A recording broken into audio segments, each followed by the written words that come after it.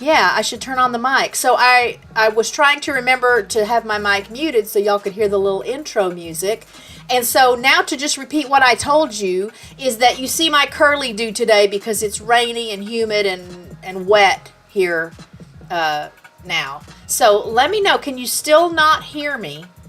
When I look at the controls, okay, so I'm here. Yeah, wouldn't you think after this long I would have a little more of this figured out, be a little bit more proficient at this whole streaming thing? And let me know if the background music is too loud, because that's something too that I'm just playing with off and on, and I think I have it all set up right so that we can hear it, but I don't want it to be so loud that it, takes away from what we're doing here on the show. So, yeah, hey, so Jerry, I want to say it was a couple of days ago, it looked like you guys were hit in for some, like, big storms. Did that happen? Everything's okay? Nothing blew away or was destroyed? So, back to what I'm doing. It's been kind of calm here, and until the stream started, I just had the dogs, they were going in and out at will. The back door was open. Which is only bad because now there's mud paw prints all around the house. And I obviously don't do a lot of extra things on streaming days. I get up, I get everyone fed, we have time outside, and then I take a shower and do, get myself ready for the stream, make sure I have any links I need or graphics or things like that put together. So that pretty much takes up most of my Friday before the stream. So let's just say I'm glad you cannot see my floors. It's not as noticeable on the wood floors in most of the house, but the tile in the bathroom is white, and there are plenty of paw prints there. But it means they had outside time, and I know they like that. Hi, Connie. Thanks for being here today. And not that I'm doing this, but kind of to catch you up, we have lost 3 ducks in the last week to the coyotes that live in the neighborhood.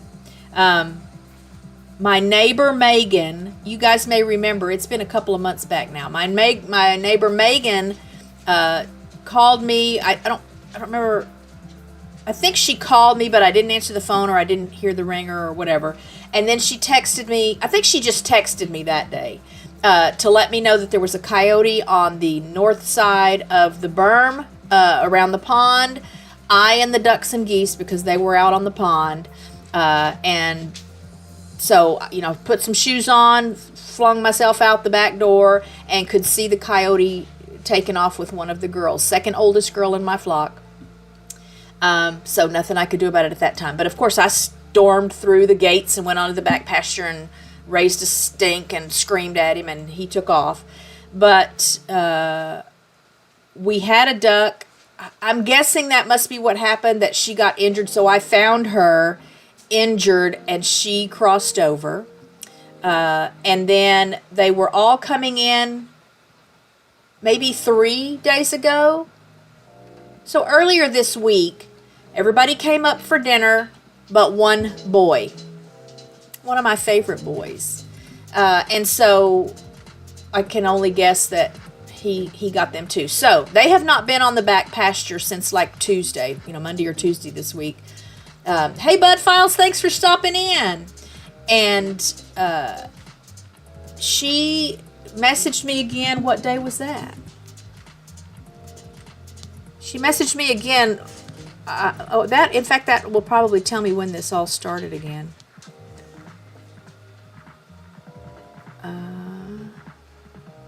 On Monday. Okay, so it was Monday. She sent me the message, just saw a coyote run through the field. He was going towards your house.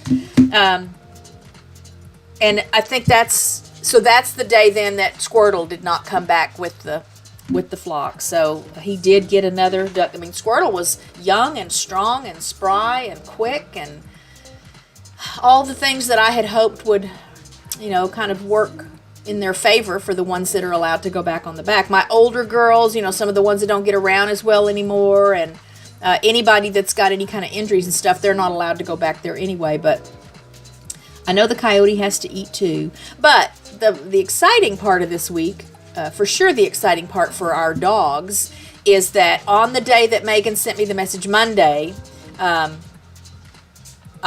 left the boys in the yard. And at one point, it was right around noon, Boone started really sounding an alarm. Now, sometimes he gets really excited when Cabo and Delilah come up from the pasture into the paddock. But this sounded a little bit different. So I got up and looked out the screen door, and there's the coyote, maybe, 20 yards from the back of the pen. So their fence was closed. We have 6-foot chain link around the duck yard, which a coyote can... that's not even, it's like it's not even there for most predators, for sure for a coyote. But Boone sounded very different. So I got up and looked. I saw that coyote, and he's looking at me, and he's aware now that the dogs are out. But I just went right out. I went through the paddock gate, and I let Boone and Bear out onto the back pasture. Of course, Boone had already seen the coyote, so he knew what was going on. But Bear wasn't out on the back porch with Boone when this happened. So Bear's just running after Boone initially till they both saw that coyote. And boy, the chase was on. Those boys knew what their job was. So they scared that coyote off. Not that I don't think he'll still come around. So I'm going to have to get back into the habit of periodically letting them just go back there and roam. Of course, they marked everything. They just marked all along the fence lines. They checked the perimeter all around the north side of the pasture there. And the goal, obviously, for me is to have them make their presence known here, because the coyotes are smart enough to know, not to mess with too big dogs. And my boys are protective enough to not allow the coyote to get close. So I haven't seen the coyote since Monday, but I do hear them at night still. There's a whole family, a whole pack of them right here in the neighborhood. And so, an hour or so, it seems like, maybe 9 o'clock-ish, couple hours, they start their calling to each other and howling. So I know they're still around. The lady that lives next door to us, they were living in a barn on the very back of her property, because she doesn't mow, so it stays really, really high grass and weeds. It's just very unkempt. So it's the perfect environment for an animal that wants some protection from the elements and from detection. And but I'm not gonna call in about that. And so yeah, Jerry, we're in city limits. We are right smack dab in the middle of South Lake. I know when we had the bobcat come through, it'll be 5 summers ago now this summer, and we lost some ducks and a goose to that. And we had neighbors that had whole flocks of chickens taken out just, in like a day or two by this bobcat that was roaming around. Who did I call first? The game warden, who referred me to Texas Parks and Wildlife, or vice versa. And my initial question was, are we allowed, is it legal to dispatch that? So if it's coming after our livestock, and I don't remember how I said it, but I meant with a firearm. And I was told, no, because you're in city limits, you can't discharge a firearm. So I asked, what do we do then?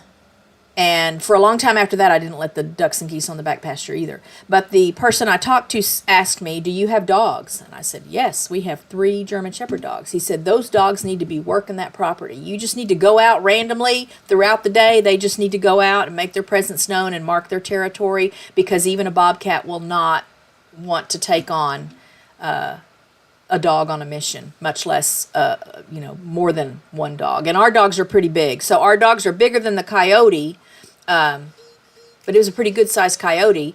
And the bobcat, definitely bigger than the bobcat, because when we lost the goose, it was right here in the backyard. I stepped out the back door. Back to the story on Monday, though. So, of course, I'm like in panic mode and excited at the same time, because I want to send Boone and Bear out to do Boone and Bear things. And I just walked out and left the back door wide open, and the cats were all out, and they love to go out, they love to go out that door when they can. The ducks and geese were in the backyard, and I came back. So as soon as I came back and, got to the back door and saw the door open, I thought, oh my gosh, now please tell me that we didn't have cats run off. They've never run off, so they like to go out on the back porch, and if we're sitting back there, they like to go out and explore. There's a cat tree there, and there's a wood pile. And so all the cats, I think actually they got kind of spooked because it was obvious that there was a lot of excitement and energy going on when, I was going to the back door and telling the boys, let's go get him, let's go get him. And the boys are just, really chomping at the bit out there on the porch waiting for me to go through and open that paddock gate. So I think the cats all just took off and hid. When I came back in, one of them was sitting on a little console table that's right by the back door, and all of the other ones weren't even in the living room. They were all back in the bedroom kind of hiding. So it was the same thing that day the bobcat was in the backyard. I stormed out that back door, didn't even think about shutting the door behind me. And the dogs were all in the house, which again, that bobcat took off as soon as I charged at him, flapping my arms around and, screaming. So I'm sure he wouldn't have wanted to hang around and see what kind of damage the dogs might have done, but I just didn't even think about shutting the door. So all is well. No more losses now since Monday. Poor little Squirtle. Squirtle has fathered a couple of the ducklings, that we've had hatch here over the last couple of years, so that's kind of comforting to know. And in fact, I think he's probably the father of one of the 3 ducklings that hatched on the kitchen counter in June last year, just because of her markings. I think she's got a little bit of him in her. So that's what's been going on here. It's kind of been an exciting week, and yet it's been what seems like a really relaxing week. Spring break is done, so everybody's back to their regular schedules, and the weather's been really, really nice. Even today it's nice. It's just very gray and damp and about 70 degrees. We can look at that together too. I don't think it's supposed to get much warmer than 70. So 71 degrees right now. My little app shows that we're going to top out at 72. We'll see if that happens or not. And then the evenings have been, in the low 60s this week. So all the plants are uncovered. No more heat lamps in the pen. And I'm enjoying this. We did have a couple of 90-degree plus days in the last week that were followed by some nights that were in the low 40s with wind chills of 38 and 39 degrees. So the seasons are kind of duking it out here, which is so common, I know, in a lot of places. But especially here in Texas, we can have 2 or 3 seasons all in one day some days. But it keeps it interesting. So we're not going to do the wheel where I spin and then we decide what we're going to talk about initially. I do have a wheel today for some of the people we're going to be discussing as part of the topic for today's show. But I thought some of those things that were on the wheel, they're just things I used to do all the time anyway, so we're going to kind of go back to that. And so as part of that, one of the things I want to do is do some Did You Knows, because I like those. We'll go to this first page. All right, let's pull this over here. Let's find a Did You Know. Oh, and I want to make sure it's not a Did You Know that we might have talked about before. Okay, here's one. I've been watching some moon landing stuff here lately as part of a show that will be coming up in the not too distant future. Did you know an astronaut was allergic to the moon? Seems like someone had a tremendous allergy problem. During the Apollo 17 missions, astronaut Harrison Schmitt found out that he had a severe reaction to moon dust. I'm going to turn down this. Oh, look, I forgot I can even control that sound right here on my dashboard instead of having to go to the window where there's a volume button. Had a severe reaction to moon dust. Did you know that the official bird of Redondo Beach, California is the Goodyear blimp? In 1983, the coastal city made the Goodyear blimp their official city bird in anticipation of the 1984 Summer Olympics. They even presented a plaque to a team from Goodyear Airship Operations to help celebrate the decision. And our final Did You Know for today. Did you know 3 U.S. presidents have won Grammys, Grammy Awards, like for music?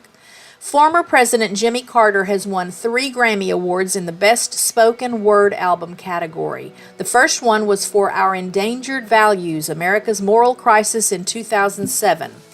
Next came A Full Life, Reflections at 90 in 2016. And finally, Faith, A Journey for All in 2019. So that was President Jimmy Carter. And then in 2004, Bill Clinton won Best Spoken Word Album for My Life.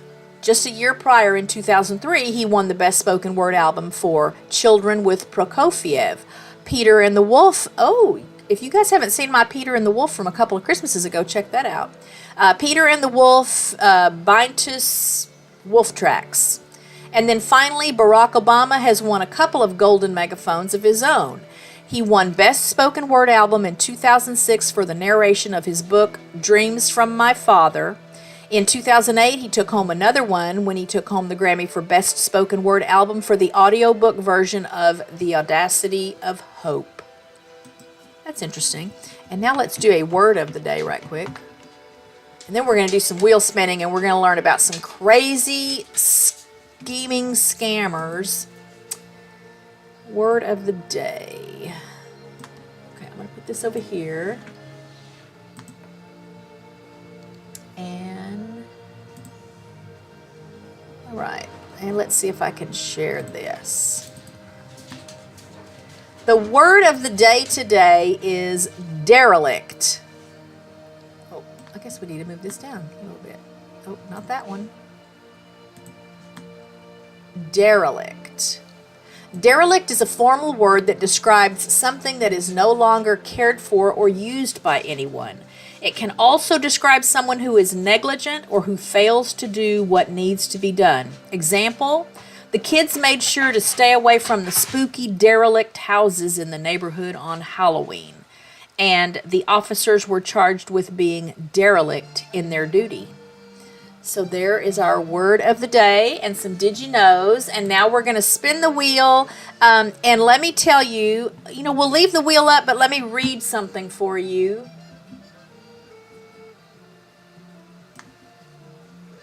All right. So I know you guys are familiar with, what did that do? Hang on. I didn't do something right, did I?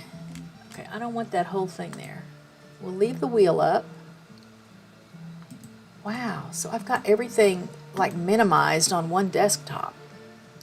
And let me get back to that page. I know you guys are familiar with like GoFundMe and all the Facebook money raising, fundraising things for charitable causes and organizations and such.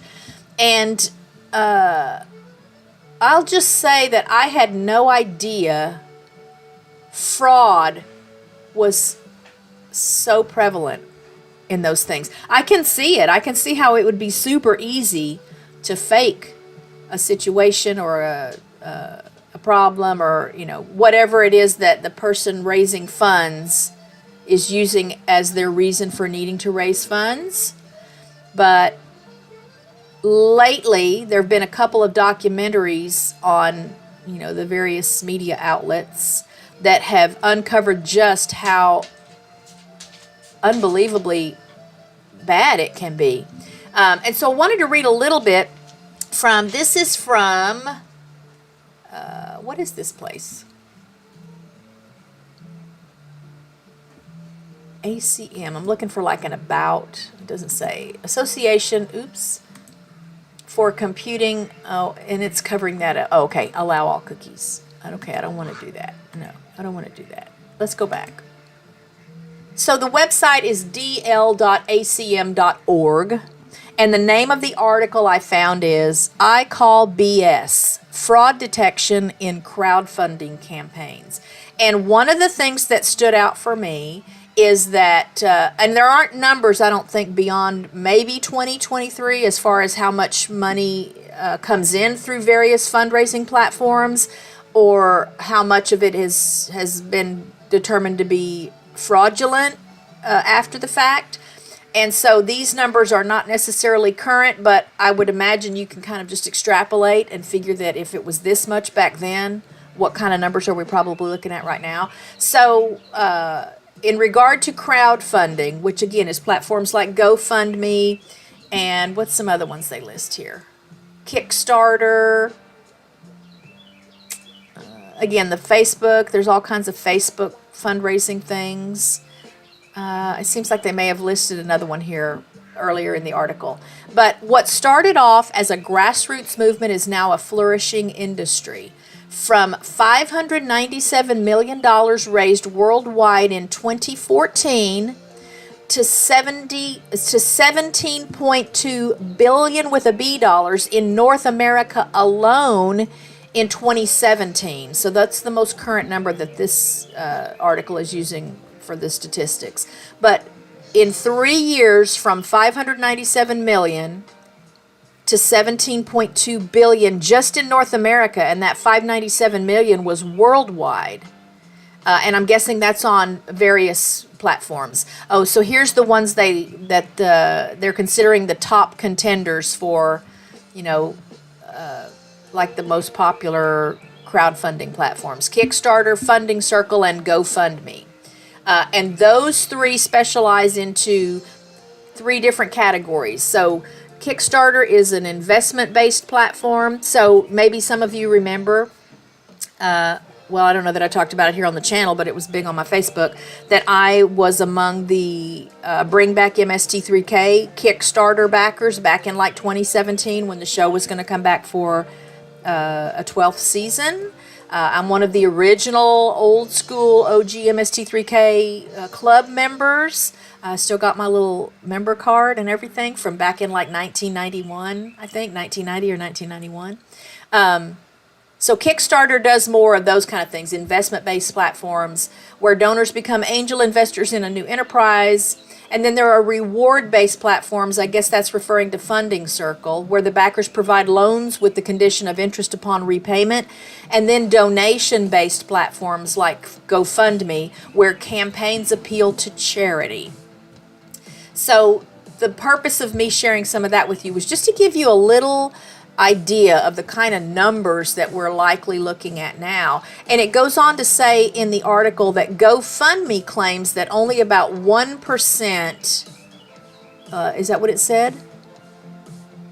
Less than 0.1% of all campaigns posted on the GoFundMe site have been determined to be fraudulent campaigns. And so 1% doesn't sound like a lot of money, right? But when you consider that $17.2 billion in North America alone was raised through these various crowdfunding platforms in 2017, how much more money is probably being raised every year since then? And 1% of that is still a lot of money. So that means a lot of people impacted when they get caught up in some of these fraudulent crowdfunding things. I read another statistic that the average age, I think it was just talking about GoFundMe, the average age of a GoFundMe donor is 64 years old. So, in case you didn't know, it's quite common for scammers to prey on older people, particularly older people with money, access to money, retirement accounts, or whatever, by whatever means they have access to money, but also older people that maybe don't have someone looking out for them, to help them make decisions, and they can be easily manipulated and swayed regarding decisions on where to put their money. So I don't know what can be done to make that stop. That's not the purpose of the thing today, but it was interesting to me to see that the average age of donors is 64. I'm not even quite 64 yet.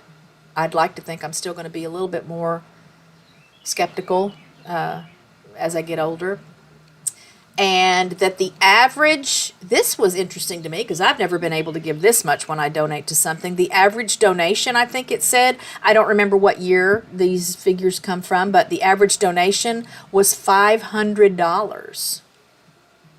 So if I just put myself in the place of some of the people that have been swindled by these swindlers and think about what impact it would have on me. Now, I know GoFundMe, probably all of them, can and will and maybe always does refund the money back to the people that donated if and when these fundraising campaigns are determined to be fraudulent. But still, if you've got to go without it for a while you're waiting to get it back. Anyway, neither here nor there. But I just wanted to preface what we're going to talk about today by letting you understand kind of the answer to the question that's on the thumbnail for today's stream. So regarding people who fake cancer or other health conditions that they then go on to use as a cause to raise money for treatment or lost wages or whatever it is they're claiming, for the people that do that, what's in it for them? That this is a big part of what's in it for them, money. And I think equally, and so this is from watching some videos and doing some more research about people that do these kind of crimes. And I'm going to pull up another thing on my phone while I'm talking to you about that. If you missed my short yesterday, I did kind of a promo for today's show where I talked about what a mythomaniac is. And that's just a term that I've learned about as I've been researching for today's show. And a mythomaniac, again, if you missed the short, is also known as a pathological liar. And they tend to obviously lie and exaggerate and make up elaborate stories about adventures and experiences or health conditions as part of some sort of mental illness or mental disorder. Narcissism is near the top of the list for people that do this kind of thing, because I think the other half of the equation, so in addition to the money that they might be able to make by, tugging at people's heartstrings or whatever it is they do to get people to contribute to their cause financially, they just want attention. They want attention. They want people to care about them and care for them. They want people to do things for them. A lot of these people have received free goods and services, free trips and experiences, and it's all fake. So this first came to my attention. When did this first come to my attention? I mean, it's been not recently that I became aware of a case where, someone on social media had this big fundraiser and they raised, hundreds of thousands of dollars or whatever for this pretend fake problem they were having that they needed financial help to solve.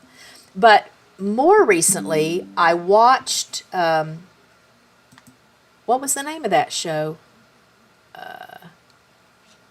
There's a Grey's Anatomy writer, and I think she's on my list today, so maybe she's one of the ones we'll talk about. If you can see the wheel there, y'all, that's just a drop in the bucket for the number of people that have done this, the number of people who have used media, social media, and the internet to put their little schemes to work to make themselves some money. That's just a drop in the bucket. And I think this list goes back probably to like the 2010s.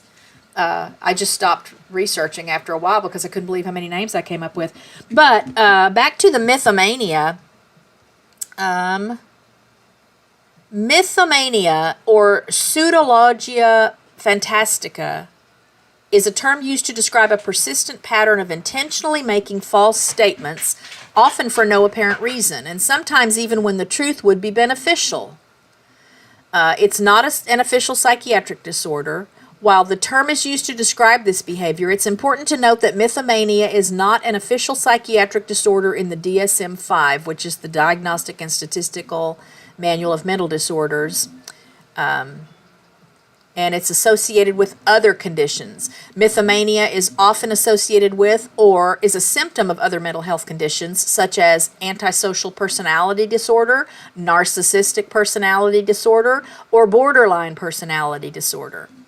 And the characteristics of it are people who engage in pathological lying or mythomania may tell elaborate and fantastical stories, be unaware of their deceptions, sometimes believing their own fabrications, have difficulty distinguishing between reality and fantasy, engage in lying for seemingly no purpose, and the impact of mythomania can significantly impact a person's relationships, work, and overall well-being. So aside from whether or not there's some kind of mental disease, the one thing that all of these people on the wheel and the many others that didn't even get on the wheel, because look how crammed the wheel is already, is that these people got caught. And few of them ever just admitted to just making it up. There was always some other reason why it happened, and, just not accepting responsibility at all. So the Grey's Anatomy writer is one of the recent ones. What was that called? Anatomy of something? And what was her name? Again, I think she's on the wheel, but I would have to look at all these names as they're going past. And it's moving too slow for me. So that was the first one I watched. And then I watched the Scamanda about Amanda C. Riley. I think one or both of these was originally a Netflix thing, but because Scamanda was produced by ABC, you could watch it on the abc.com website, and that's where I watched it. It's a 4-part little docuseries thing. And so the things that jumped out at me from those two particular cases that had these great documentaries done about them is how believable these people were and are, and how connected, how they make connections with others so that it's so easy to want to support them and want to contribute toward, whatever it is they're battling. So we're going to spin the wheel. Let's spin the wheel and see who we come up with first. We'll probably only have time to do 4 or 5 of these. Just kind of depends, I think, on how much info, I could find. All right. So some of these names I had never heard until I was doing the research for the show. But let's pull up some stuff about Brittany Ozorowski.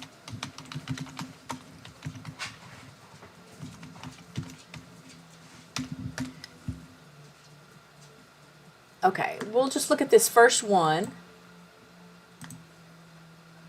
Long Island woman who ran cancer scam gets prison sentence after failing rehab.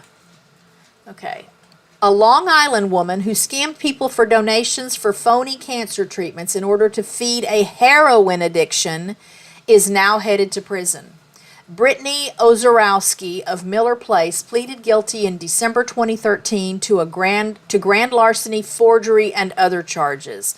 Although Ozorowski could have faced a sentence of up to 7 years in prison, the judge sentenced the then 21-year-old to a 2-year drug treatment program plus an additional year of probation. She was also ordered to pay more than $10,000 in restitution. But on Monday, a judge sentenced Ozorowski to up to 3 years in prison after learning she had failed out of the court-mandated drug program, according to Newsday. Ozorowski's attorney, George Duncan, said she got a violation in the program for smoking a cigarette.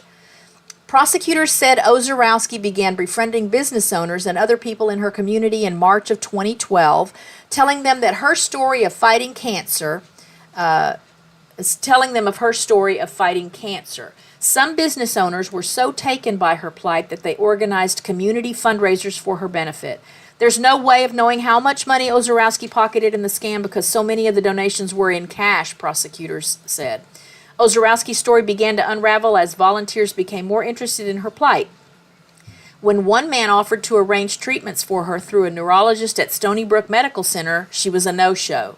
When others questioned why she had not lost her hair to chemotherapy, she told them she was taking special vitamins. Eventually, suspicious donors went to the authorities and she was arrested. She had a history of drug arrests dating to 2010. So there's Brittany Ozorowski. Let's take her off the wheel, and let's see who we get next. I'm waiting for one that does tell us how much they've raised, because some of the dollar figures are, wow, some of these people had a lot of friends or just a lot of influence. Oh, good, we get to talk about Amanda C. Riley, which, here's today's biggest takeaway. in the did you know category, not everyone on the internet tells the truth. So here's a whole wheel of some of those people right now. Amanda C. Riley. Let's look her up. Amanda C. Riley. This woman, I don't know why it seems like it's worse, because there shouldn't be, it's like the concept of sin. One sin shouldn't be worse than another. I know the consequences or the impact may be different or feel bigger, but this woman used her church. That was like her primary pond for her catfishing was her church. And I don't know. To me, it's just another level of depravity that she would take advantage in that scenario. But once she committed, here we go. Let's look at this one. Once she committed to it, boy, she just went at it full throttle. Okay, let's see. How do I get this where y'all can see it better? Well, it's not that way. Okay. California woman. This is from the dailymail.com. Oh, and now we got to fight with this. California woman, 37, who faked cancer for 7 years and even shaved her head to swindle more than $100,000 in donations, is sentenced to 5 years in prison. Amanda Christine Riley was sentenced to 5 years in prison on Tuesday. This was dated, what's the date of this? 3rd of May, 1922. Last updated also 3rd of May, 1922. She pleaded guilty in 2021 to soliciting $105,513 in donations to help pay for cancer treatments, despite not having cancer. Federal prosecutors had claimed Riley created a Facebook, Twitter, Instagram page, and even a blog to document her struggle with Hodgkin's lymphoma. She even once shaved her head to keep the rows going and threatened to sue someone who questioned the diagnosis. But in court on Tuesday, family members detailed how she is caring and said she made a mistake as they asked Judge Beth Freeman for a light sentence. This instantly takes me to, all the stupid, stinking stories of thugs that commit crimes, and then the news is interviewing people about it, and of course the mom will come on and say, oh no, there's no way he could have done that. There's no way he did that. He would never do anything like that. He's a good boy. Like there's video of it, and there's a half a dozen witnesses, and the friends that were with him got caught and they said he did it. But so here's the family, obviously a part of the puzzle here, the enablers, saying how she's caring and she made a mistake. She faked cancer for 7 years and made more than $100,000 because she made a mistake. Let's see. Let's go on to read some more of the article. A woman originally from California was sentenced to 5 years in prison on Tuesday after she pleaded guilty to soliciting more than $100,000 in donations to help pay for cancer treatments she neither needed nor received. And again, watch that documentary. She goes all out. There's pictures and video of her. She's in the hospital and she's got all her IVs and her her surgical caps and masks and all that on. It looks really legit. I mean, these people should win acting awards, if nothing else. Amanda Christine Riley, who was then living in San Jose, is also ordered to pay restitution to those she scammed out of her money and will be placed under supervision for 3 years following her release. The United States Attorney's Office for the Northern District of California had argued in court documents that Riley, 37, started to claim online in 2012 that she had Hodgkin's lymphoma and tried to solicit donations to cover her so-called medical expenses. She even created a social media presence on Facebook, Instagram, Twitter, a blog documenting her battle. She went all out, y'all, with the cancer and shaved her head to keep the rows going, the attorney's office reports. But the donations, totaling $105,513, were instead deposited into her personal bank accounts and were used to pay for living expenses. There she is right there. There's Scamanda right there. Her scheme was ultimately discovered by the Internal Revenue Service in 2019, and she was charged with 1 count of wire fraud in July 2020, which she pleaded guilty to last October. We won't read more. It's Wow, this just really got me worked up. You know, partly I think it got me worked up because I think of times in my life. So let's say back when I was a single mom with 4 kids, working a full-time job, and I was in school full-time, and it was hard. It was hard.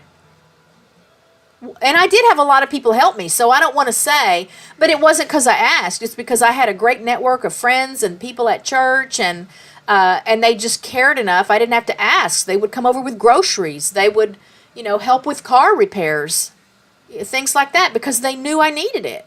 But I don't, in a billion years, would I have ever thought, now we didn't have social media back then. The internet wasn't even a thing yet. I mean, I know the internet's been around a while, but this was before, Yahoo.com and email and all that stuff that we all have access to now came around, whether someone else was using it or not. I don't think in a billion years it would ever occur to me to even go on social media with a legitimate thing. I can't even imagine that I would get on social media and say, if there's any way you can help, I'm a single mom with 4 kids, I'm in school full time, I'm working full time, like a legitimate thing. I can't even imagine I would have done that. And then again, some of these people, she did this for 7 years. She did this for seven years. Oh, I hope the other girl comes up that I've most recently. No, she was the one before this. The other girl's the one before this. But that was Amanda Riley. We're going to take her. Get rid of you. Be gone, Amanda Riley. Let's see who we get this time.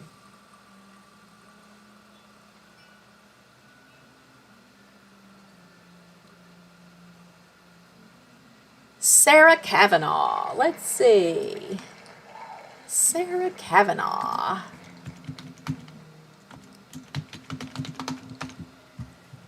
Where are you, Sarah Kavanaugh? Oh, I may have misspelled her name there. Okay, let's try this one. Oops. I just clicked on the wrong thing here. Hang on. Bear with me. We'll put this right here. Oh. Let's put this right here. All right. Sarah Kavanaugh. Woman who pretended to be sick Marine veteran. Oh, there's another one that really gets my goat, y'all. The fact that she's military, because, we all know stolen valor is a thing. We all know that there are people that will try to manipulate others and use that as part of the way they do it. Woman who pretended to be sick Marine veteran sentenced to nearly 6 years in prison. This is out of Providence, Rhode Island. This article is from March of 2023. A former social worker at a Rhode Island veterans hospital who used stolen patient information to brazenly pass herself off as a decorated Marine Corps veteran with cancer and fraudulently collected nearly $300,000 in benefits, charitable contributions, and donations was sentenced Tuesday to nearly 6 years in prison. There's a big chunk of that 1% right there. A U.S. District Court in Providence also ordered Sarah Jane Kavanaugh, 32, to pay full restitution. Kavanaugh attended public events in uniform where she spoke about the struggles veterans face, bought a Purple Heart and a Bronze Star to wear, and was even named commander of a Veterans of Foreign Wars post. Then in early 2022, she was exposed when a charity she applied to for funds became suspicious and started checking her background. Sarah Kavanaugh's conduct in the course of her scheme is nothing short of appalling, U.S. Attorney Zachary Kuna said in a statement. By brazenly laying claim to the honor, service, and sacrifice of real veterans, this defendant preyed on the charity and decency of others for her own shameless financial gain. Kavanaugh's defense attorney, Kensley Barrett, had sought a 2-year sentence, citing her lack of a criminal history, low risk of reoffending, and the significant price she's already paid through public disgrace, loss of her professional license, the breakup of her marriage, and even online death threats. Play stupid games, win stupid prizes. Kavanaugh, who pleaded guilty in August to wire fraud, aggravated identity theft, forgery, and fraudulent use of metals, apologized in court. There's no record of Kavanaugh ever serving in the U.S. military. She did, however, work as a licensed social worker for the Veterans Affairs Medical Center in Providence. Again, it alludes to the fact earlier in the article that that's where she got the stories. That's where she got the ideas for what her medical problems were going to be.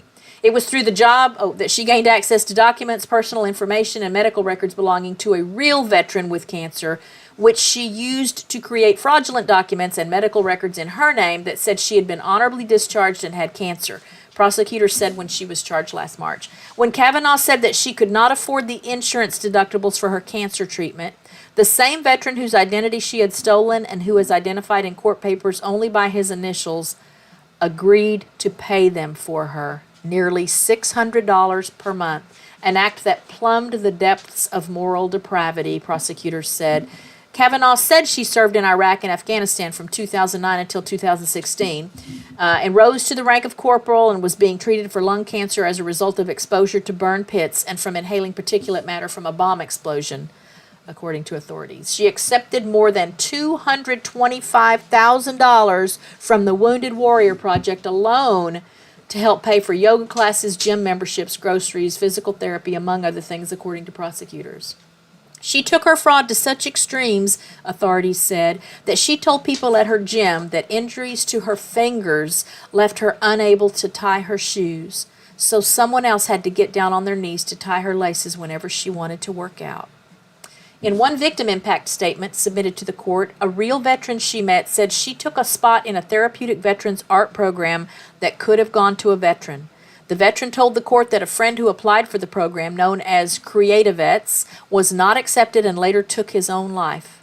Kavanaugh received $15,000 from the program, according to court documents. She received about $18,500 in financial assistance from Code of Support in Virginia for bills and about $4,700 from a fundraising website, prosecutors said. An investigation was started after the Providence nonprofit, the Hunter 7 Foundation, which helps sick veterans, contacted the Providence VA because they were suspicious of Kavanaugh when she requested assistance from them. Today's sentencing sends a strong message to those who would represent themselves as something they're not in order to profit from the kindness and respect shown to our nation's deserving veterans, said Christopher Algieri, head of the VA's Office of Inspector General's Northeast Field Office. Wow, that's low. That's low, y'all. Let's remove her from the wheel. Oh, so here's another thing. Maybe you've already seen the trend, and if you're looking at any of the other names on the wheel, this problem is mostly demonstrated by women. I'm not sure yet what that means. I'm not sure yet, because I don't think there are statistics indicating that more pathological liars or narcissists are women. I don't think that's the case. But that really does intrigue me, that it's probably safe to say 95+% of these cases, it's women that do it. So you women haters out there, I'm not giving you that information so you have some justification for your attitude, but I do find it an interesting part of this puzzle. But we're going to spin the wheel again. Let's see what we get. And I think we forgot to play Bandle last week, didn't we? We got to do that this week. Oh, so now that we're on this wheel, Elizabeth Finch, that was the name that this almost landed on. That's the name of that Grey's Anatomy writer that for years and years and years scammed the world, particularly because she was one of the writers on this, worldwide phenomenon show. Dan Mallory. So here we do get a guy. We're going to get a guy here. And let's see what we can see about Dan Mallory. I don't think he raised... Let's see. Let's look at the New Yorker. A suspense novelist's trail of deceptions. This is from an article in the New Yorker by Ian Parker from February of 2019. Dan Mallory, a book editor turned novelist, is tall, good-looking, and clever. His novel, The Woman in the Window, which was published under a lightly worn pseudonym, A.J. Finn, was the hit psychological thriller of the past year, like Gone Girl by Gillian Flynn in 2012, and The Girl on the Train by Paula Hawkins in 2015, each of which has sold millions of copies. Mallory's novel, published in January 2018, features an unreliable first-person female narrator, an apparent murder, and a possible psychopath. Sold the novel, blah, blah, blah, blah, blah. Mallory can be delightful company. Jonathan Karp, the publisher of Simon & Schuster, recently recalled that Mallory was, as a junior colleague in the New York book world, had been charming, brilliant, and a terrific writer of email. Let's get on to the meat of this. One evening in September in Christchurch, New Zealand, Mallory sat down in the bar of the hotel where he and other guests of a literary festival were staying. Tom Scott, an editorial cartoonist and a screenwriter, was struck by Mallory's self-assurance, which reminded him of Sam Shepard's representation of Chuck Yeager, the test pilot, in the film The Right Stuff. He came in wearing the same kind of bomber jacket, Scott said recently in a fondly teasing tone. An incredibly good-looking guy. He sat down and plonked one leg over the arm of his chair and swung that leg casually. And within 2 minutes, he'd mentioned that he had the best-selling novel in the world this year. Also noted that he'd been paid $1 million for the movie rights to The Woman in the Window. It was almost like an outsider looking in on his own success. I'm looking. Let's get to it. All right. Mallory said that once, in order to alleviate depression, he had undergone electroconvulsive therapy 3 times a week for 1 or 2 months. It had worked, Mallory noted, adding, "I'm very grateful." He said that he still had ECT treatments once a year. You knew he was telling us something that wasn't really true, Scott recalled. In the room, there was a huge surge of empathy. Oh, you knew he was telling us something that was really true, Scott recalled. In the room, there was a huge surge of sympathy. Mallory had frequently referred to electroconvulsive therapy before, but in those instances, he had included it in a list of therapies that he had considered unsatisfactory in the years between 2001, when he graduated from Duke University, and 2015, when he was given a diagnosis of bipolar II disorder and found relief through medication. In a talk that Mallory gave at a library in Centennial, Colorado, soon after his book's publication, he said, "I resorted to hypnotherapy, to electroconvulsive therapy, to ketamine therapy, to retail therapy." Described himself as a man of discipline and compassion. Maybe I shouldn't have picked this article. I just want to get to the nitty-gritty of... Such storytelling is hardly scandalous. Mallory was taking his first steps as a public figure. Most people have jazzed up an anecdote, and it's the novelist's job to manipulate an audience. But in Colorado, Mallory went further. He said that while he was working at an imprint of the publisher Little Brown in London between 2009 and 2012, The Cuckoo's Calling, a thriller submitted pseudonymously, wow, there's the word of the day, by J.K. Rowling, had been published on his recommendation. He said that he had taught at Oxford University, where he had received a doctorate. You got a problem with that, he added, to laughter. He doesn't have a doctorate from Oxford, although he may have read Rowling's manuscript. It was not published on his recommendation, and he never worked with Tina Fey at Little Brown as an official biography of Mallory, as an official.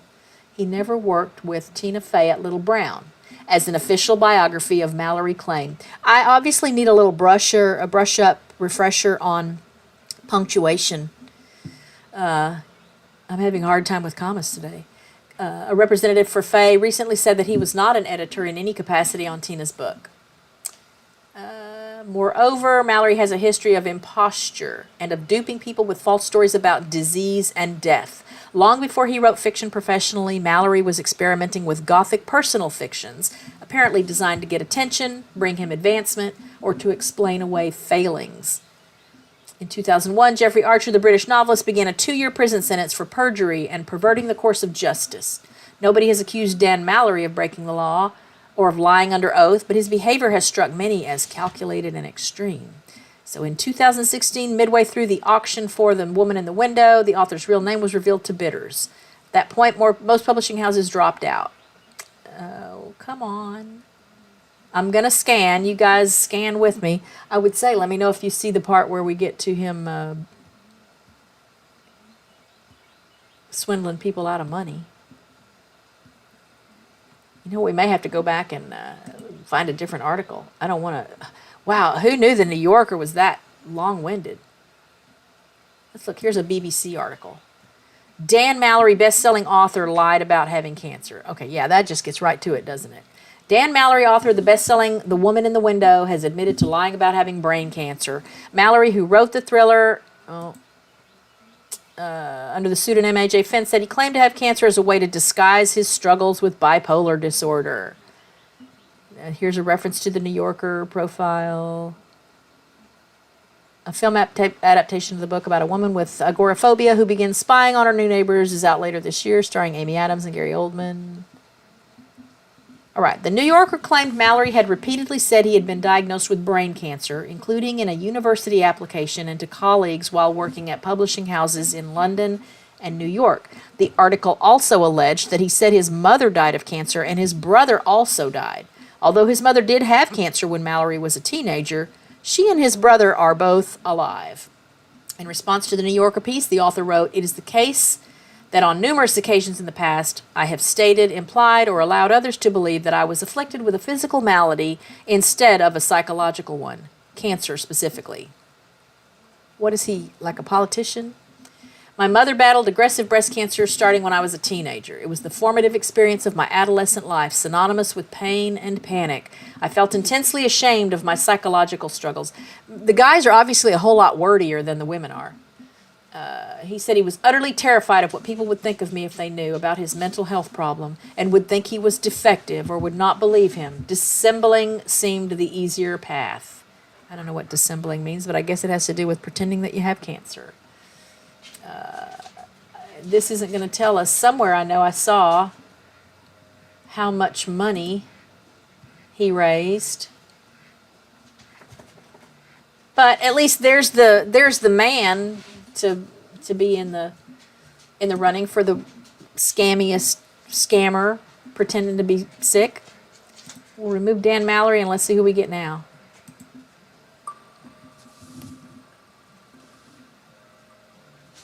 So I guess I could have put up a poll. Have you ever had someone tell you they're sick? Like seriously sick. I'm not talking about, you call into work because you're depressed or, I don't know, whatever reasons you might call into work and you're not really sick, but you call into work and say you're not feeling well, so you're not going to come in. So I'm not talking about that.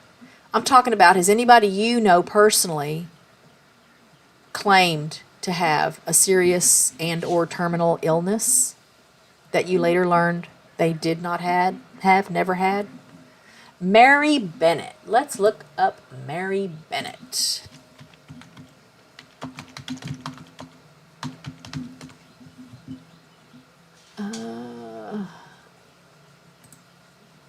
Here's from ABC News. Woman arrested for allegedly faking cancer to raise funds. This is from an article again at ABC News dated January 26th of 2016. A Georgia woman is facing multiple criminal charges after she allegedly faked having cancer in order to get donations. Mary Bennett, 29, is accused of felony forgery and a misdemeanor charge for theft after allegedly lying about a fake cancer diagnosis to get money and gifts from people in her local community, police said. Deputy Epifanio Rodriguez of the Forsyth County Sheriff's Office told ABC News today that authorities were tipped off by an anonymous caller who accused Bennett of faking her illness to get money and other benefits. After a lengthy investigation, police determined that Bennett had never been diagnosed with stage 4 ovarian cancer, Rodriguez said, and that she had received free trips and money to help her with the disease. She would go to great lengths and shaved her head to appear to be a cancer patient, Rodriguez told ABC News. Calls by ABC News to a phone number listed to Bennett were not immediately returned. Bennett's attorney, Jacob Stidman, declined to comment to ABC News, citing the pending case. Investigators have evidence that Bennett was faking her illness for at least 2 years, Rodriguez said, and police are looking into whether the scheme stretched back to 2010. Bennett, who was a licensed practical nurse, there's some inside information I'm sure she was able to use, received free tickets to an Atlanta Braves game, a free trip to Houston, and even went skydiving, police said. Police estimate that in total she received $25,000 in gifts and money from people wanting to help her through her illness, Rodriguez said. However, when police asked her to produce evidence she was indeed sick, Rodriguez said Bennett falsified documents from an oncologist at MD Anderson Cancer Center in Houston. The doctor said, "That is not my signature, and I never signed that, and she had never been a patient of mine." Bennett was arrested on January 8th and released on January 11th after posting $2,365 bond. I wonder where she got that money. Rodriguez said the case is still pending and the theft charge could be upgraded to a felony if more victims are found. All right, I want to do one more.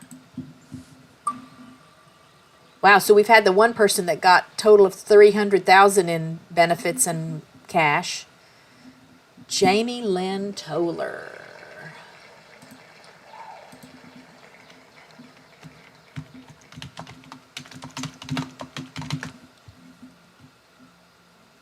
Okay, this is the Daily News, I guess a New York Daily News. Arizona woman fakes breast cancer for free boob job. Oh, there's another thing that's in it for them, I guess. Jamie Lynn Toller, 27. Another recurrent theme. A lot of these women, it's already predominantly a woman thing, and they're all like in their mid to late 20s. I don't remember how old Amanda C. Riley was when her thing started, but I think it was young. She was young. Gen Z. Is that Gen Z? If you're 27 back in 2019. Was charged with fraud and theft after authorities said she told people she had breast cancer and needed treatment, only to use the charitable funds she got to get breast implants. An Arizona woman was busted for faking breast cancer and then swindling money for a boob job. Jamie Lynn Toller, 27, allegedly told her family and her former boss that she needed a double mastectomy and then a breast reconstruction, according to reports. But Toller was not sick and only wanted breast implants, police said. She was charged Wednesday with fraud and theft, according to KTVK-TV in Phoenix. She was affixed with an electronic monitor during a court appearance Thursday and refused to speak with reporters. Toller worked at a local hospice and concocted the sob story to steal money from her ex-boss, according to her former co-workers. With her boss's help, she organized a series of fundraisers and has raised more than $8,000 since September, according to the police. Again, this article was from 2019. Her mother and grandmother also dipped into their savings to help. They were just well-intentioned people standing by in support of an individual who needed it, hospice worker Carmen Clemens told the TV station. Suspicions were raised when Toller paid a plastic surgeon in cash and also turned down a doctor's offer to treat her cancer for free. Wow. Is that a red flag? Or is that a red flag? Investigators then checked Toller's medical records, which revealed she was not stricken with the deadly disease. Wow. We're going to go ahead and look at Belle Gibson, because that's the one that's been in the news, maybe in a bigger way than some of these other ones. And I know Netflix had the show Apple Cider Vinegar. And I watched the 60 Minutes interview with her. This woman is, I don't think it's mental illness. I think she's full of herself. She is so full of herself that even though she knows she's lying, she knows what she's done is wrong, she doesn't feel bad about it at all. And how dare you ask her? How dare you question her about it? Oh my goodness. Again, 20-something. I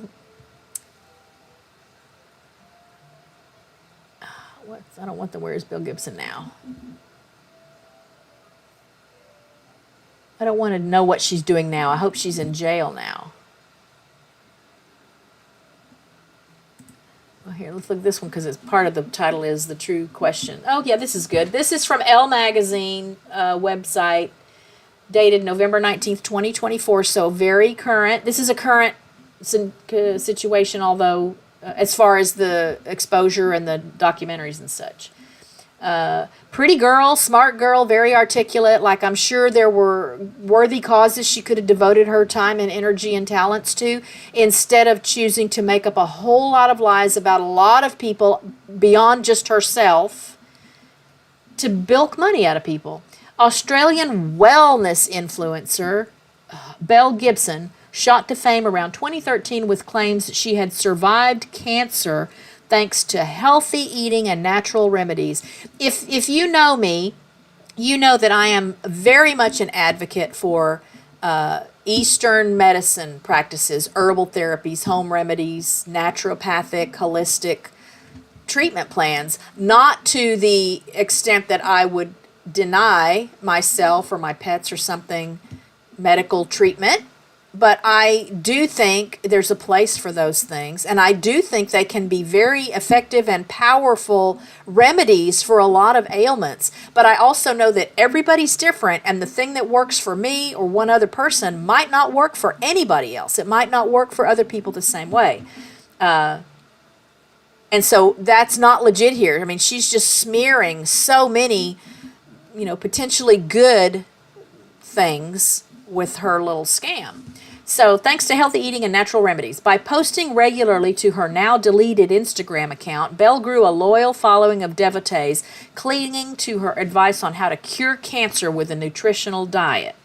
With a follower base peaking around 300,000, Belle also launched a successful mobile app and cookbook called The Whole Pantry. In the space of a few years, Gibson went from an anonymous teenager to the head of a wellness empire. So popular was the Whole Pantry app that when Apple planned to launch its Apple Watch in Australia, it would come preloaded with the app. Unfortunately for Gibson, a month before the launch, her story began to unravel. It turned out Gibson had never been diagnosed with cancer. Y'all have got to watch that 60 Minutes interview. There's one point at which she's still going on and on in this interview as if this stuff is real, this really happened. And then the reporter says to her, "But you never did have cancer." And she says, "No, I didn't. But blah, blah, blah, blah, blah." I don't know. It's just another level of something not good. Let's see. Her story began to unravel. It turned out Gibson had never been diagnosed with cancer. Gibson's dramatic rise and fall from fame is now set to be documented in an upcoming Netflix series, Apple Cider Vinegar. We don't have Netflix, FYI.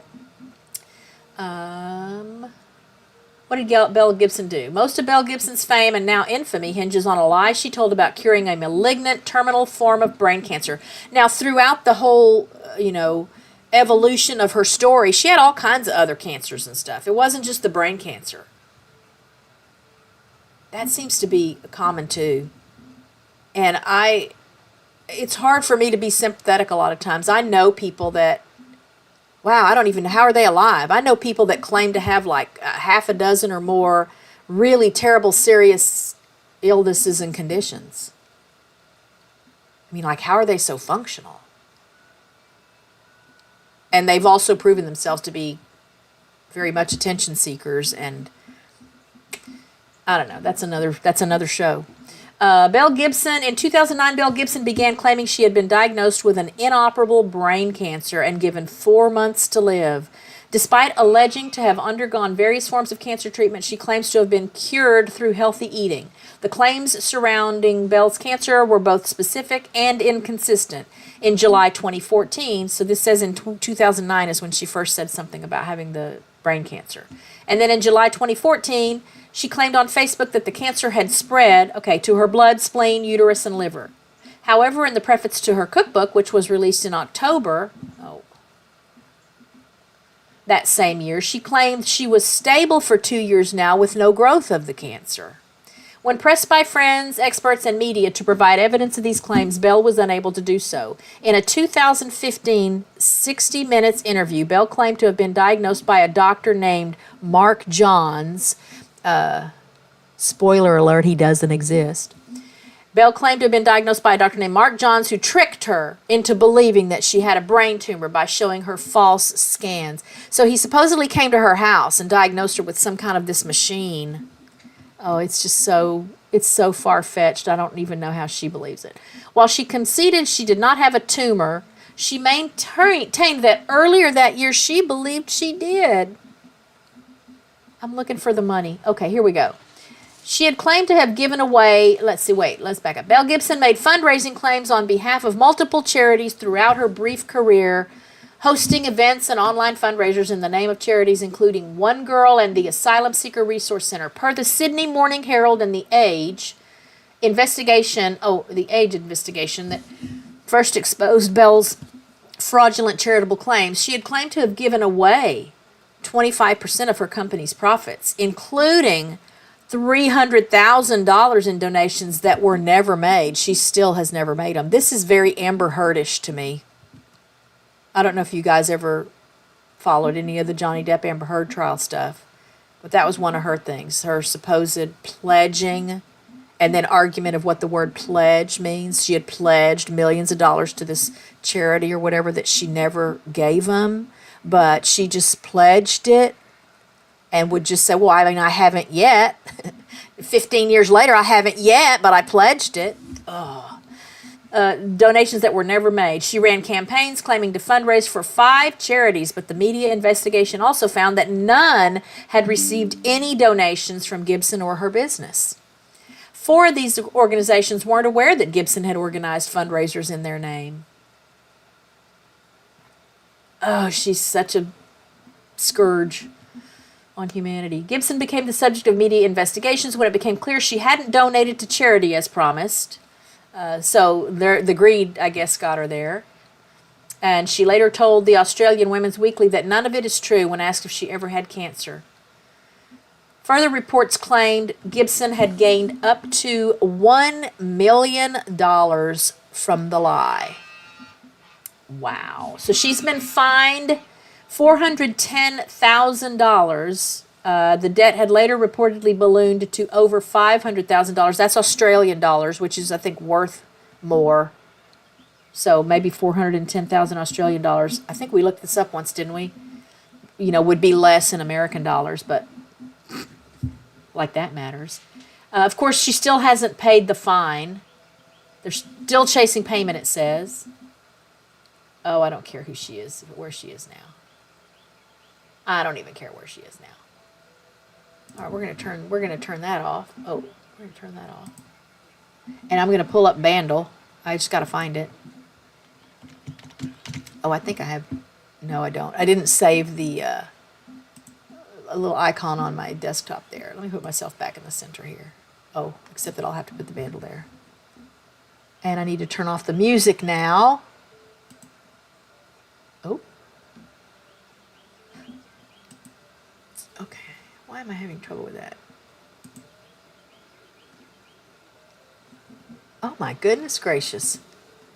Okay, hang on. I got to find that window right there. We're going to turn that off. Put this back up where I can see it. And where's my Bandle?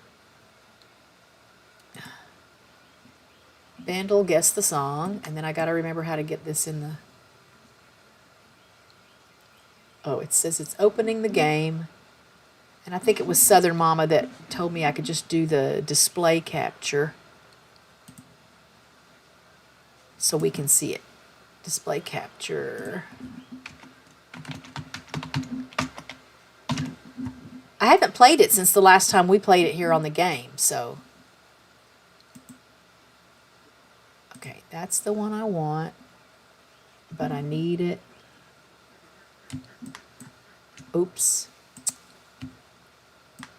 To be smaller. Okay, and let's find it. Where is it? Wow, it takes a while to open it. It still says it's just opening the game. I guess there is a lot of data in the game. Okay. Oh. Oh, wow. Okay. So let's open this back up. Oh, that's not what I wanted, is it? Oh, Bandle. Well, I kind of want it to... Obviously, I want y'all to be able to see it. Okay, that should work, right?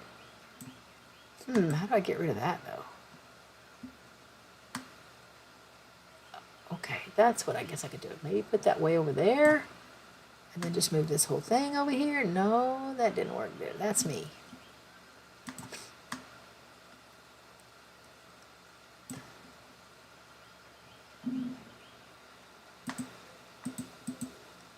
All right, I got to bring myself back somehow.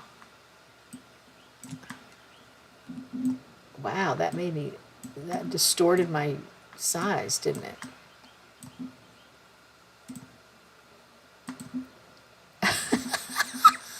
I just can't get this to work right, can I? Oh my goodness gracious, sakes alive. Come on. Okay, obviously it's not display capture, so let's get rid of the display capture and see, maybe it's window capture. Because it wants to put that whole monitor screen, what did I say? Window capture. It wants to put that whole monitor screen there. Bandle. Okay. Oh, but where is it? Well, why does it do that and then it won't show me where it is? Huh. Okay, that's really annoying. How did we do this last time, y'all?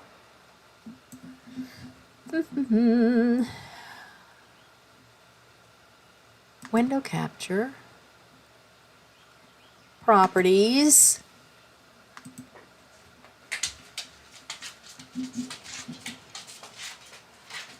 And I picked Bandle because it says Bandle guess the song. But it's not showing you, is it? Huh, where do I put that so y'all can see it? Alright, we're going to get rid of that. Alright, what are my other options here? Not a browser. I don't think it's game capture, is it? Capture any full screen, capture specific window. A window is that. But where is it? And then it doesn't show it. So I guess you don't have to look at it. Maybe you just let me know if you can still hear it. I'm going to turn the desktop audio up and put myself back here. Oh, that's really bugging me though, because I like it when y'all can see what I'm seeing. And now I don't remember how we ever got it to show up on the screen before. Window capture, game capture, display capture. So it should be display capture, but it's not letting me resize it so that it's not. All right, so I need to somehow put myself above that, right? Oh, here we go. It shouldn't be that hard. I didn't really want it to be that small, but all right. Here we are. So, ready for Bandle. If you're new to Bandle or new to the stream, we've played this a couple of times already on the show. And it's just a song guessing game, and it goes in stages because you can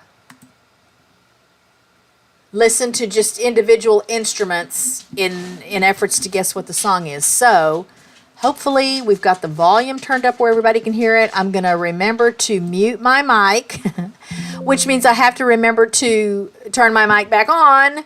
But in the chat, feel free to guess. Now, the clues we have are that this song was released in 1986. It's in the easy category. And it's had 409 million views on YouTube. That just blows my mind. That makes me think it's popular. So we're going to listen first to just the drums and see if we can guess the song.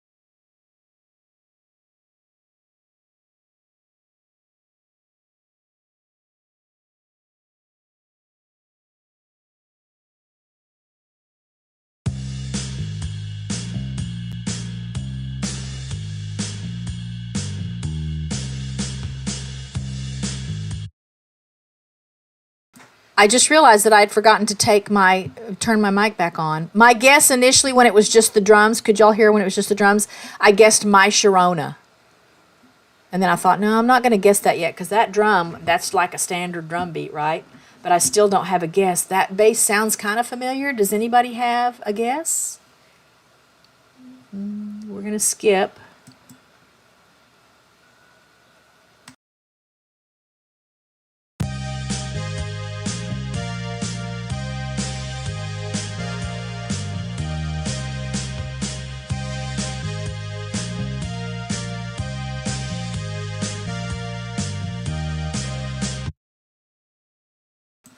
Any guesses? I'm still not getting anything now. Yeah, Jerry, I just don't have the coordination anymore to remember to turn a mic off and turn it back on back and forth like that. Still don't get it. We're going to skip it. Let's add the electric guitar. No guesses?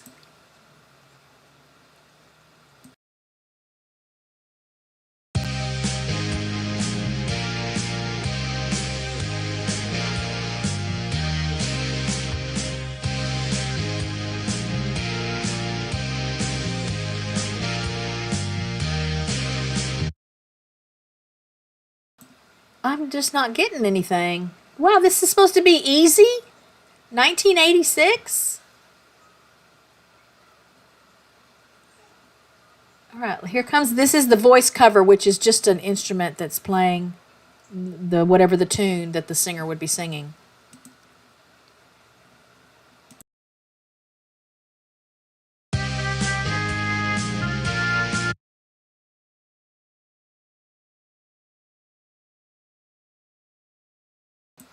Now we got it right. Shot to the heart and you're to blame, baby. You give love a bad name. Is that the name of that? You give love a bad name? That's Bon Jovi, right?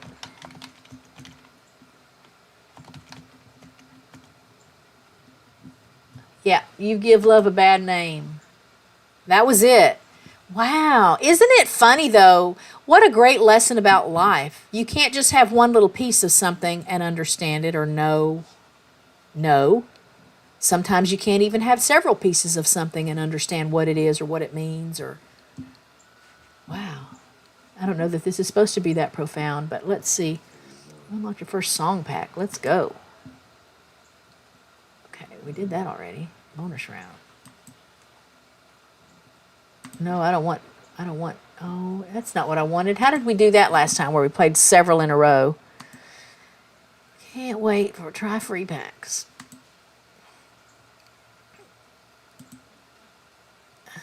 Free pack 2. Which means we got to watch an ad. All right. Has anybody else downloaded Bandle, or do any of you play it on your own devices? Again, I came across this because I thought it would be something fun to do on the show, to have like a song guessing game. And I think that's what I typed in when I was running a search, and this is one of the things that came up. So,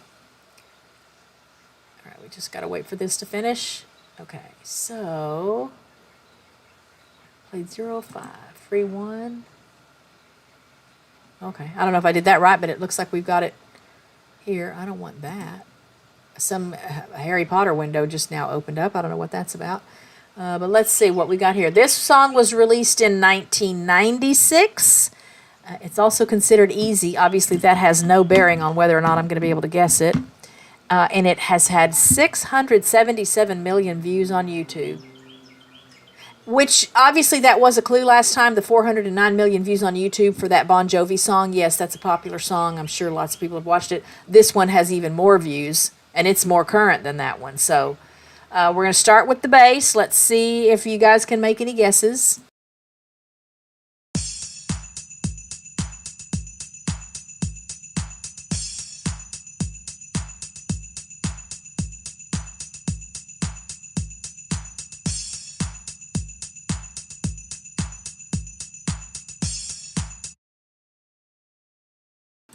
Oh, I said we were starting with the bass, but we started with the drums, which is obviously right there in front of me. But I almost think it's a Michael Jackson song.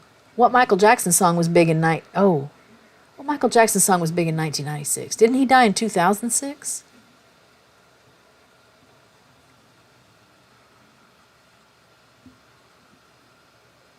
Billie Jean is not my lover. Is that what that is? I don't know. Let's add the bass.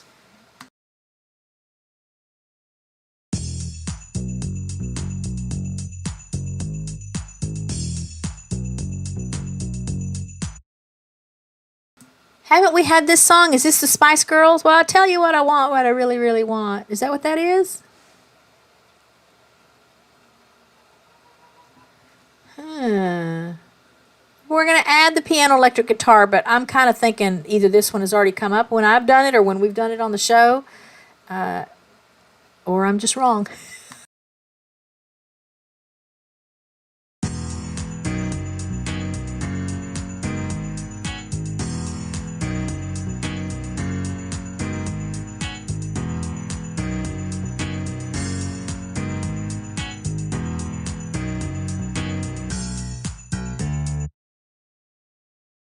I think it is that Spice Girls song. We're going to guess that.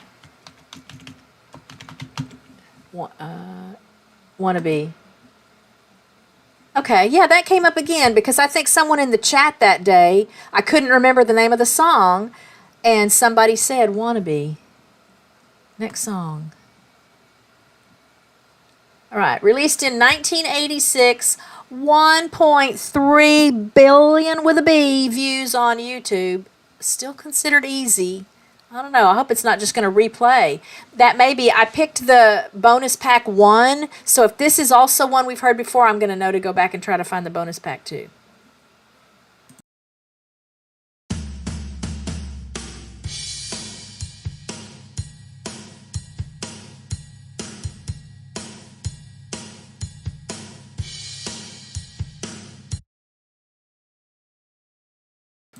This does sound familiar, but let's see what we get before we switch to another pack.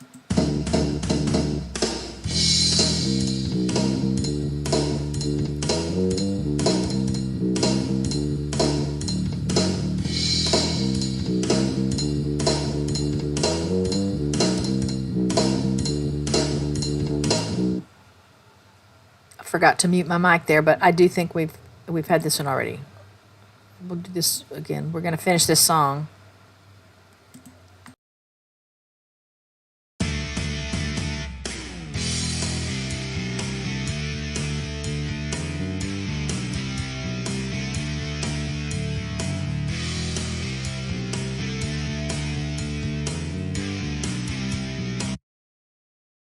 So it's really sad that I think we've even already done this one and I don't remember what it is.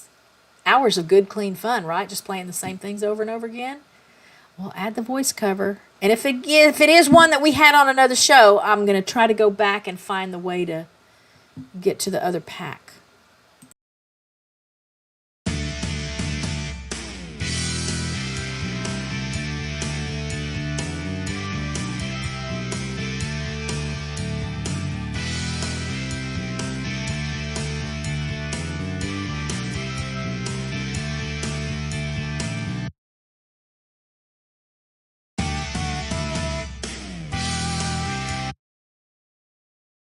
Yeah, that's Living on a Prayer.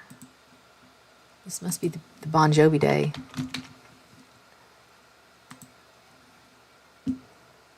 Okay, so that I'm pretty sure we played 0 of 5. That's funny, it said I played 0 of 5 of that other one too. This is from 2003. 710 million views on YouTube. I don't think the difficulty matters at all. We're going to start with the drums. Oh, drums and the bass.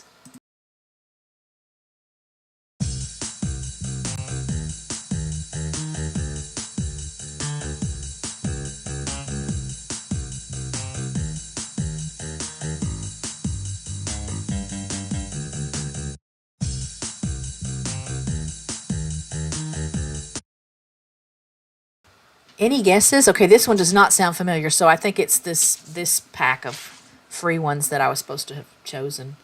No guesses? We're going to add strings.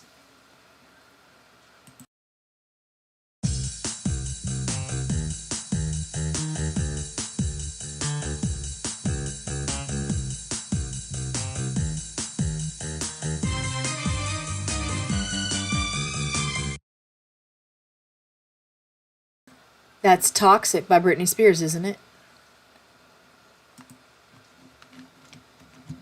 Wow, those,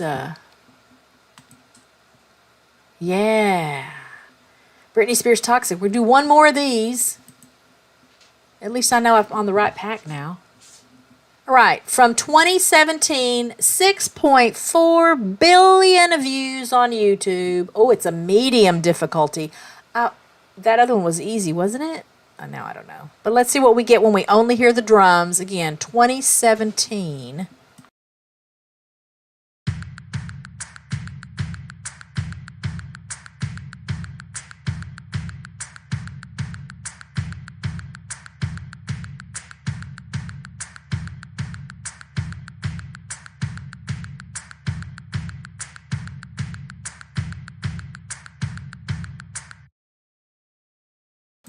Anything? Anybody? Bueller? Okay, we're going to skip that then. Let's add the bass to it.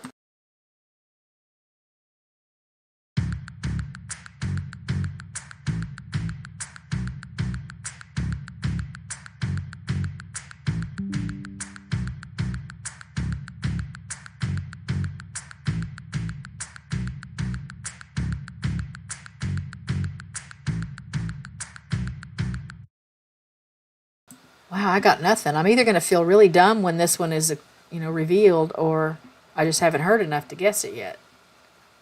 No guesses in the chat? Let's add the guitar.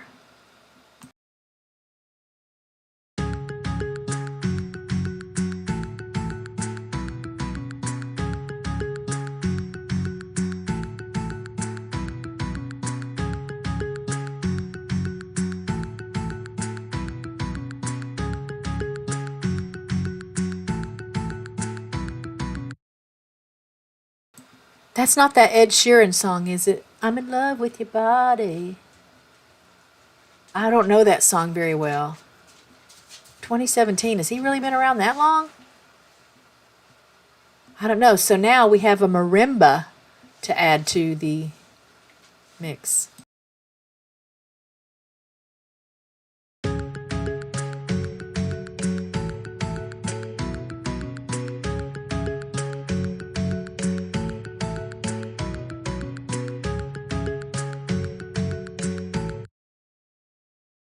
So I kind of think it is that Ed Sheeran song. I'm going to go ahead and guess it just because I don't want to, I don't know. Part of the fun is guessing and being wrong. I don't know for sure what the name of that is, so. They were coming up, weren't they? Ed Sheeran. Shape of You, is that what that's called? I'm in love with the shape of you. Whoa, whoa, whoa. We're going to try that. That's it. Okay. Let's.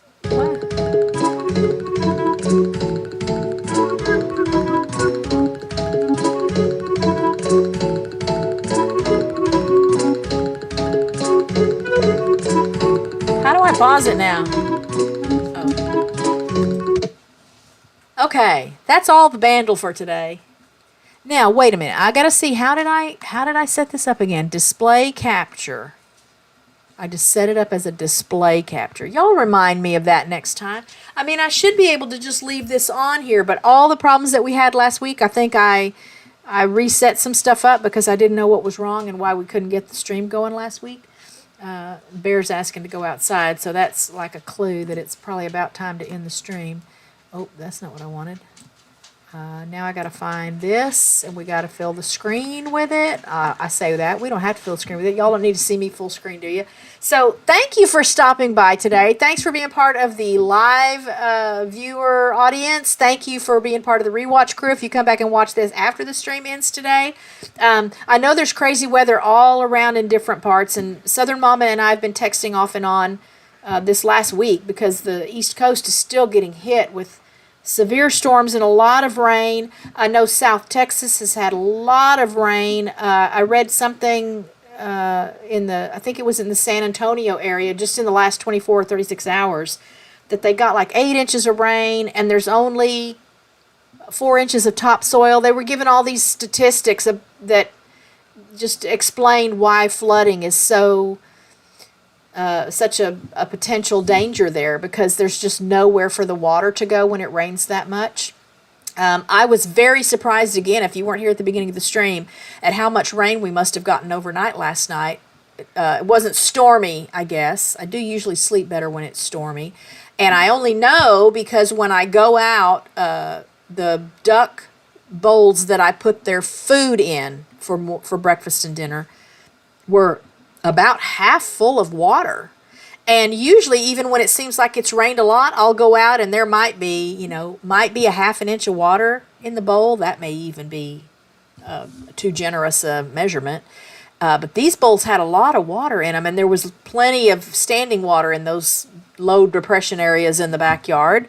So we've gotten a lot of rain. We needed it. We've been under the red flag warnings here for at least a couple of weeks now, which means you can't do bonfires. You're not supposed to cook outside or have a fire pit or any of that, because the wind's been really high and everything has been really dry.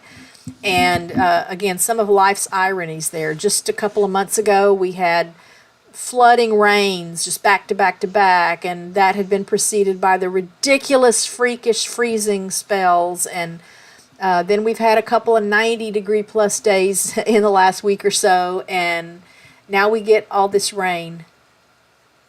Yeah, so I won't say what it is, but again, I have another show planned. So I've got the next couple of concepts in my head ready to go, and the order in which we touch on these things in the live streams is really just being determined by how much data can I gather, how much information is there out there to be able to share it with you. Today's was a pretty easy one because there are so many of those just vile people that have taken advantage of people in such terrible ways that I didn't have to look very hard or very far to find plenty to talk about today. So if you have access to Netflix, watch that apple cider vinegar show, because we don't have Netflix, so I haven't watched that. I'd be interested to know what your take is on how the show is put together.